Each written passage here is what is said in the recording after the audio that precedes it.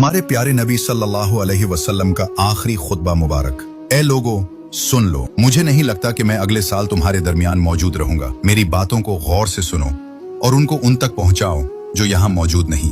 और तुम औरतों पर हक रखते हो और वो तुम पर। जब वो अपने हुकूक पूरे कर रही हैं तो तुम भी उनकी सारी जिम्मेदारियों को पूरा करो। औरतों के मामले में नरमी इख्तियार करो क्योंकि वो तुम्हारी शराकतदार और बेलौस खिदमात गुजार हैं। कभी जिना की तरफ भी न जाना, किसी को तंग व परेशान न करो, किसी का नुकसान न करो ताकि तुम भी महफूज रहो। याद रखो तुम्हें अल्लाह से मिलना है और अल्लाह ताला तुमसे तुम्हारे आमाल के बारे में सवाल करेगा। अल्लाह ने सूद को खत्म कर दिया, इसलिए आज से सारे सूद खत्म कर दो, माफ कर दो।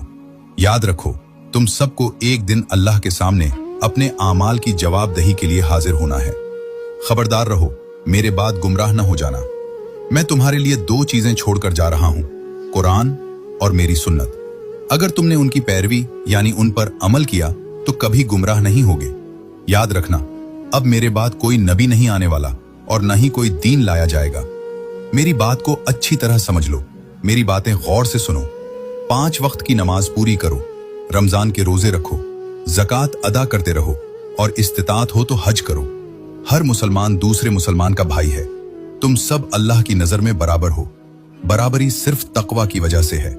सुनो, तुम लोग मौजूद हो, इन बातों को अगले लोगों तक पहुंचाना और वो इस बात को आगे पहुंचाएं।